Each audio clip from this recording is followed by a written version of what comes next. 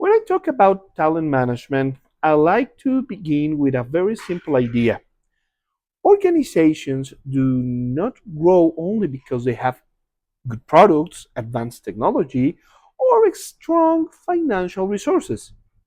Organizations grow because there are people behind them who think, decide, create, serve, solve problems, learn, adapt, and commit themselves to something larger and deeper than their individual tasks. For that reason, when I hear the phrase talent management, I don't think only about recruitment or hiring. Of course, hiring is important, but talent management is much broader than that. I understand it as a strategic and human process. It is strategic because it is connected to the future of the organization. And it is human because it deals with people's abilities, expectations, emotions, motivations, learning processes, and professional dreams. So, in a practical terms, talent management means attracting the right people, developing them, evaluating their performance, keeping them engaged, and retaining them in a way that allows both the person and the organizations to grow. It is not only about asking, who can do this job today? It is also about asking, who can grow with us? Who can contribute to the organization's future? Who can become better with the right support, feedback, and opportunities?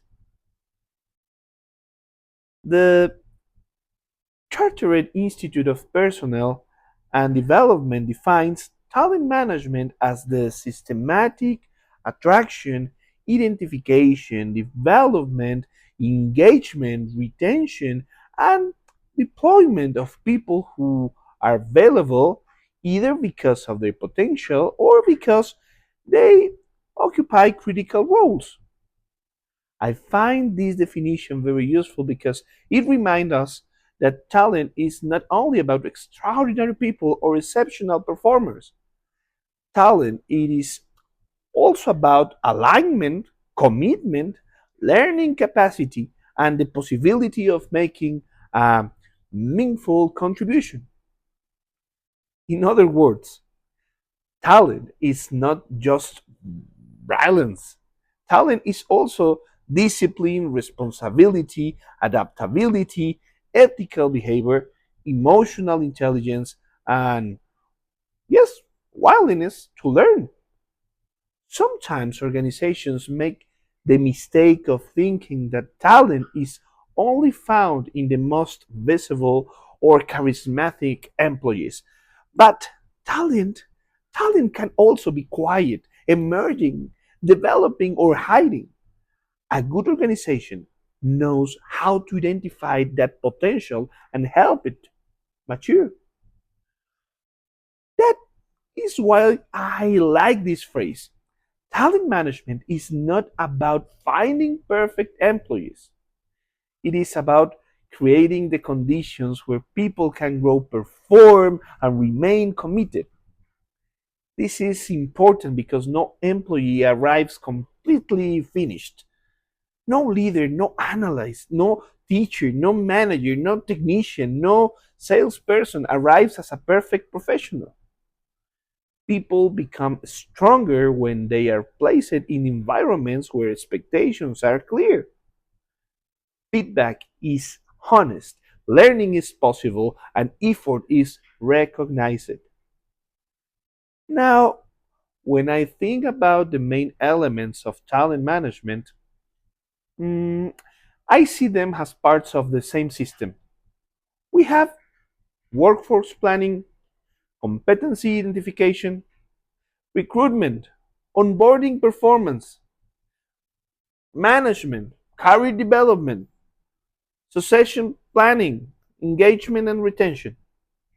All of them, each of these elements matters, but none of them should work in an isolated way. For example, recruitment shouldn't be disconnected from competencies. If I do not know what competencies I need, I cannot select the right person. Performance reviews should not be disconnected from training. If I evaluate someone but do not offer development opportunities, the review becomes an administrative ritual rather than a path of for improvement. Engagement should not be disconnected from retention. If people feel invisible, unheard, or stuck, they will eventually leave, even if the company has a beautiful mission statement. This is why talent management needs coherence. It is not a collection of separate human resources activities. It is a complete strategy. Talent planning helps organization anticipate what kind of people and skills it will need. Competency frameworks help define what good performance looks like. Performance management helps align individual work with the organization goals. Appraisal and feedback help people understand their strengths and areas for improvement. Learning and development help people grow. Engagement and retention help people stay connected. Coaching and leadership development prepare people for bigger responsibilities. So, the key question behind every human resources decision should be, how does these people perform better and stay connected to the organization? I think this question is powerful because it brings talent management back to its real purpose. It is not just an administrative issue. It is not paperwork. It is not simple compliance. It is about helping people contribute with clarity, energy, and purpose. One of the first concepts we need to understand is competencies. I like to describe them as the language of performance. All of them are the combination of knowledge, skills, abilities, behaviors, and attitudes that allow a person to perform effectively at a specific role. They are important because they help us move from vague expectations to observable behaviors. For example, many organizations say we need innovative people, but what does that actually mean? Well, innovation sounds beautiful, terrific, but unless we define it, it remains abstract. If a company really wants innovation, it needs to explain what innovation looks like in daily work. Does it mean curiosity? Does it mean problem solving? Does it mean the ability to challenge all procedures respectfully? Does it mean collaboration across departments? Does it mean digital adaptability? Does it mean taking calculated risks? Well, that is the value of competencies. They translate strategy into behavior. They help us describe not only what people should achieve, but also how they should act while achieving it. David McClelland, one of the most influential authors in competency, argued that traditional intelligence tests were not always the best predictors for a job success. This idea is very important because it challenges the assumption that academic intelligence or technical knowledge is enough. McClellan invited organizations to pay attention to the underlying characteristics that distinguish effective performance from an average kind of workers. In simple words, two people may have the same degree, the same technical knowledge, maybe the same job description, but at the end, their performance may be completely different. Why? Because one may communicate better, adapt faster, solve conflicts with more maturity, show more initiative, or handle pressure more effectively. Those differences are often competency differences. That is why I like to say that competencies make performance visible. They transform abstract expectations into observable behaviors. When we use competencies correctly, we can tell an employee, this is what collaboration means in this organization. This is what leadership looks like here. This is what accountability means in this role. That clarity helps both the organization and the employee. Competencies can be divided into different categories. Technical competencies refer to specific knowledge and skills required to perform a job. For example, a software developer needs programming skills. A financial analyst needs financial modeling.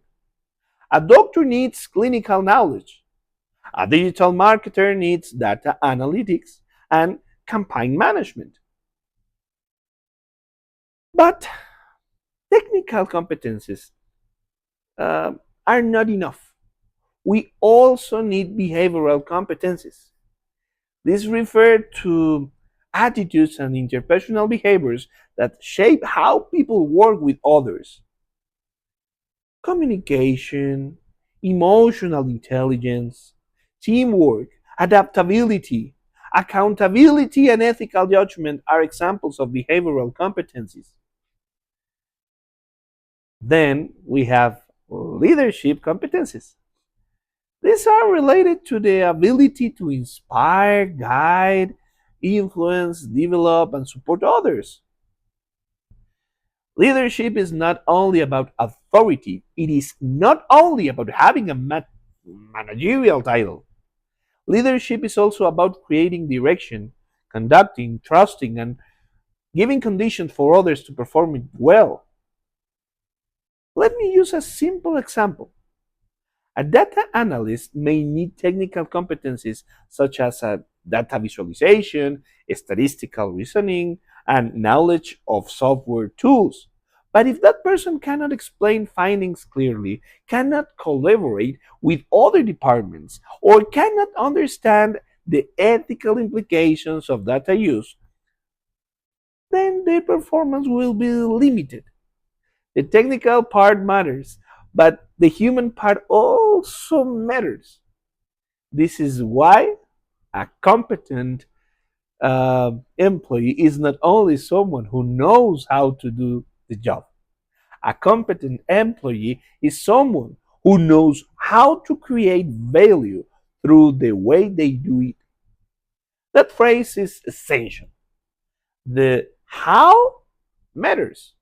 Results are important, but the way people achieve those results also affects culture, trust, teamwork, and long term sustainability. From here, I move to performance management. Many people hear performance management and immediately think about annual evaluations, but that is a very limited view. Performance management is not just one meeting or at the end of the year. It is a continuous process of aligning individual performance with organization goals.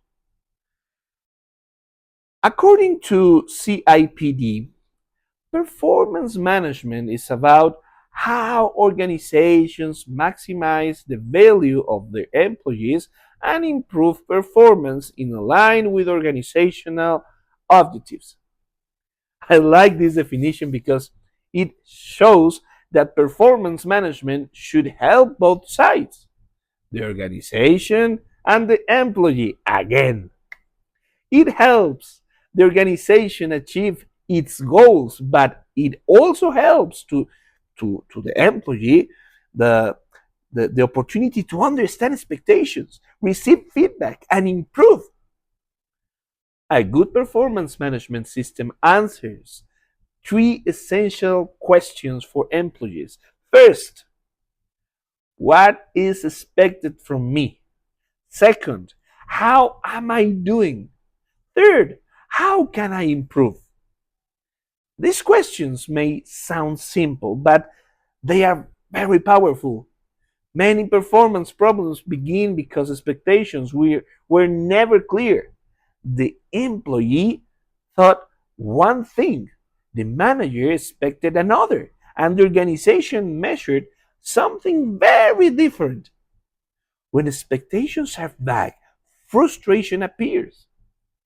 People cannot perform well if they do not know, if they do not know what success looks like. That is why performance management includes goal setting, feedback, coaching, development conversations, recognition, and follow ups. It should not feel like judgment at the end of the year. It should feel like guidance throughout the year. I think this is one of the most important cultural changes organizations need to make. A performance review should not be a moment of fear. It should not be the day when the employee finally discovers everything that was wrong. If a performance review contains major surprises, then the manager has probably failed to provide regular feedback during the year. Good performance in management material is continuous. It is conversational, it is specific, it is respectful, it is evidence based because it is not only about correcting mistakes, it means the opportunity to recognize progress. Now, to manage performance well, we need clear goals and expectations. In this uh, space, we can learn about useful objectives. Drucker, for example, emphasized that employees perform better when objectives are clear, measurable, and connected to organizational priorities. This remains very relevant today. Modern organizations often use the SMART methodology goals. That means goals should be specific, measurable, achievable, relevant, and time bound. But I also think we need to be careful. Sometimes organizations become obsessed with indicators and forget that not everything valuable is purely numerical. Goals should include technical results, yes, but also behaviors, collaboration, innovation, learning, and contribution to culture. For example, instead of saying improve customer service, we can say reduce customer response time by, I don't know, 20% while maintaining a satisfaction score above 90%. That is more specific. It gives direction. It allows evaluation. But we can also add behavioral expectations. Respond to customers with empathy, clarity, and accountability. Because speed without respect is not good service. Efficiency without humanity is not excellence. This leads me to a phrase that I really, really like. People cannot perform well when expectations are vague. Clarity is one of the first forms of respect in leadership. When a leader is clear, the employee doesn't have to guess. Clarity reduces anxiety. Clarity gives direction. Clarity allows accountability. Then we come to performance reviews. I understand performance reviews as formal conversations designed to evaluate results, recognize achievements, identify areas for improvement, and agree on development actions. I emphasize the word conversation because a review should not be a monologue from the manager. It should be a dialogue. ACE HRM explains that performance reviews have a double purpose.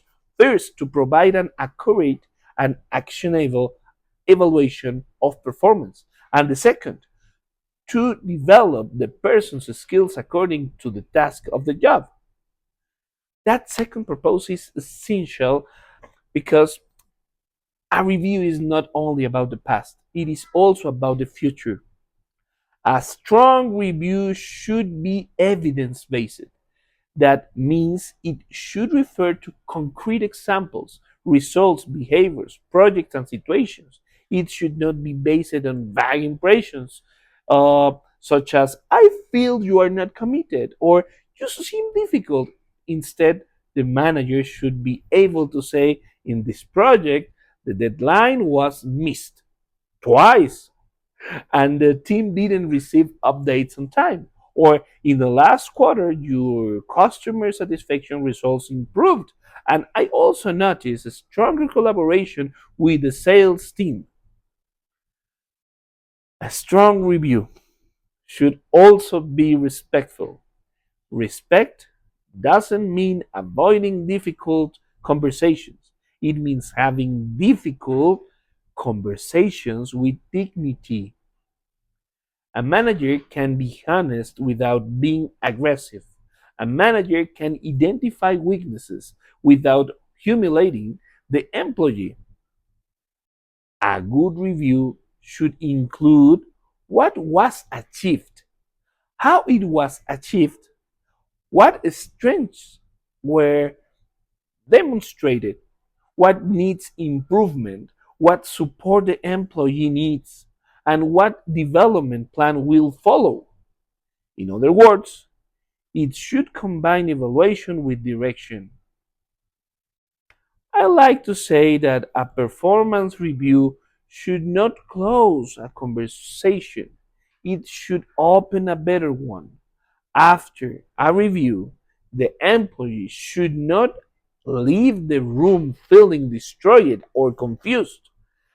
Ideally, the employee should live with a clearer understanding of where they stand and what is coming next. Now, appraising talent fairly is another essential element. Appraising talent means evaluating not only current performance, but also potential, learning capacity, motivation, and readiness for future responsibilities. This is important because performance and potential are related, but they are not the same. Some employees perform very well in their current role but may not necessarily be ready or interested in a leadership position. Others may not yet be top performers, but they show a strong learning capacity, adaptability, curiosity, and motivation. A good talent appraisal system needs to recognize these differences. Fairness is central here. A fair appraisal system must be transparent, consistent, and based on clear criteria. Without fairness, appraisal becomes dangerous. It can become subjective, political, or arbitrary. Organizations need to train managers to avoid common evaluation mistakes. One is favoritism, when a manager gives better evaluations to people they personally like. Another is the halo effect, when one positive characteristic influences the entire evaluation. For example, because someone is very charismatic, the manager assumes they are also effective in every area. Another problem is recency bias, when the manager focuses only on recent events and forgets the full performance period. Stereotyping is also a serious issue because it allows prejudice to influence evaluation. A balanced appraisal considers both results and behaviors. This is fundamental. Imagine an employee who reaches all sales targets but mistreats colleagues, damages trust, hides information, or creates fear inside the team. Should that person can be considered a high performer? I will say no, not completely. Because performance is not only what people achieve, it is also the impact they have on the organization while achieving it. That is why I like this phrase. Talent appraisal should measure not only what people achieve, but also the human and ethical way in which they achieve it. This is especially important today because organizations cannot afford toxic high performance. A person who produces results but destroys culture creates hidden costs: turnover, burnout, conflict, silence, and lack of trust. Then we need to select the right appraisal method. There is no single perfect method. The right one depends on the organization's culture, size, goals, and type of work. A small startup may need a simpler and more agile system. A large multinational may need a more structured and standardized process. A creative organization may need qualitative feedback. A manufacturing company may rely more heavily on measurable indicators and operational goals. Common methods include manager evaluation, self assessment, peer review, 360 degrees feedback, objectives based evaluation, competency based appraisal, rating scales, and continuous feedback systems. Manager evaluation is common because the supervisor usually has direct responsibility for performance, but it can be limited if the manager doesn't observe all aspects of the employee's work. Self assessment can be useful because it invites reflection.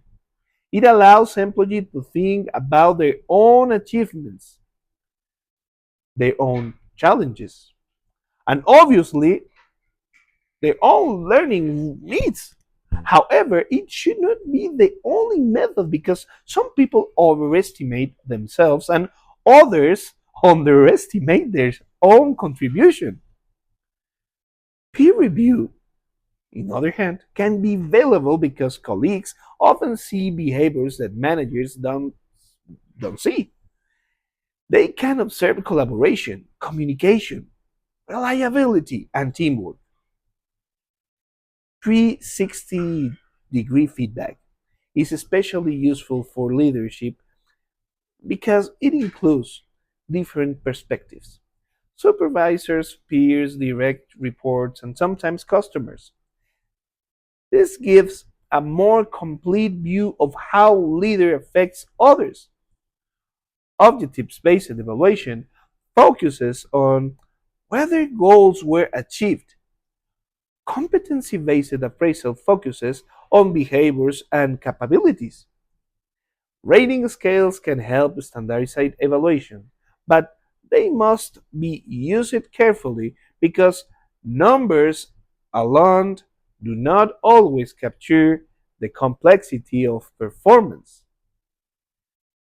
Continuous feedback systems are increasingly relevant but because they allow more frequent conversations instead of waiting until the end of the year.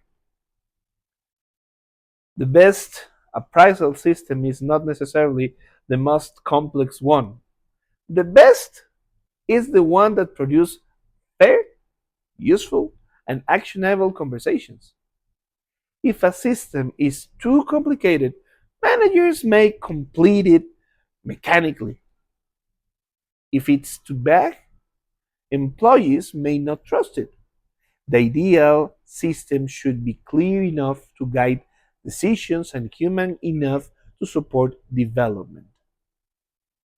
But evaluation by itself is not enough. An appraisal without development becomes merely. After evaluating performance, organizations need to ask a very important question. What will we do with this information? If the organization identifies that an employee needs better communication skills, what will happen next? Will there be training, coaching, mentoring, a new project, a development plan? If the organization identifies high potential, what will it do to prepare that person for future roles? If a team shows recurring performance issues, what kind of support will be offered? Performance results should guide training programs, coaching conversations, promotion decisions, career paths, and succession planning. Employees should leave the review process with a clear sense of direction, not with confusion or fear. This is where talent management becomes truly human. People don't only want to know how they were evaluated, they also want to know whether the organization believes in their growth. They want to know, is there a future for me here? Does my manager see my potential? Will I receive support? Can I learn? Can I move forward? Feedback becomes meaningful only when it is followed by support, learning, and opportunity. Otherwise, feedback may feel empty. Imagine telling an employee, "Oh, you need to improve your leadership skills," but then offering no training, no mentoring, no opportunity to lead a project, and no follow up. That is not development. That is only criticism. Now, engagement is another central part of talent management. Employee engagement refers to the emotional and psychological connection that people have with their work, with their team, and obviously with their organization. I like this definition because it reminds us that engagement is not the same as satisfaction. I can't get no da da da satisfied. An employee may be satisfied because the salary is acceptable, the schedule is convenient, or the office is comfortable, but engagement goes deeper. Engagement means the person feels connected, motivated, involved, and willing to contribute. Engaged, an engaged employee doesn't only comply, an engaged employee cares. Gallup describes engagement as the psychological attachment workers have to their work, team, and employer. Gallup, this incredible enterprise, has also connected engagement with stronger business outcomes such as productivity, profitability, and retention. This makes sense because when people feel connected to their work, they usually bring more energy, attention, and commitment. But at the end, engagement cannot be reduced to superficial benefits. It is not created only with free coffee, occasional events, or motivational posters. Those things may be nice, but they are not enough.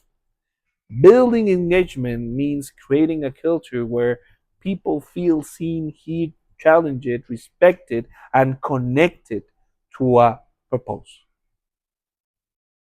I think this is one of the most human parts of talent management. People want to feel that their work matters. They want to feel that their voice matters. They want to know that their manager sees them as a person, not only as a resource. They want to grow, but they also want to belong. Engagement is not created by slogans or for being put in the wall, over the wall. It is created by everyday leadership behaviors. It is created when a manager listens carefully. It is created when employees receive recognition. Also, when mistakes are treated as learning opportunities instead of reasons for humiliation. It is created when people understand how their work contributes to the mission of the organization. The drivers of engagement and retention are closely connected. People tend to stay where they feel valued, respected, challenged, and supported. They tend to leave when they feel ignored, stagnant, unfairly treated, or disconnected from the purpose of the organization. Retention is not only about salary. Of course, it's not about salary always. Compensation matters. It would be unrealistic to say otherwise, but people need fair pay. But salary alone doesn't create commitment. Many employees leave well paid jobs because they are exhausted, poorly led, undervalued, or unable to see a future. One of the most important retention factors is leadership. People often leave managers, not companies. A poor manager can destroy engagement even in a strong organization. A good manager can create loyalty even in difficult times. Another important retention factor is growth. Talented people usually want to keep learning. If they feel stuck, they may begin to look elsewhere. That is why career development training, mentoring, and internal mobility are important retention strategies.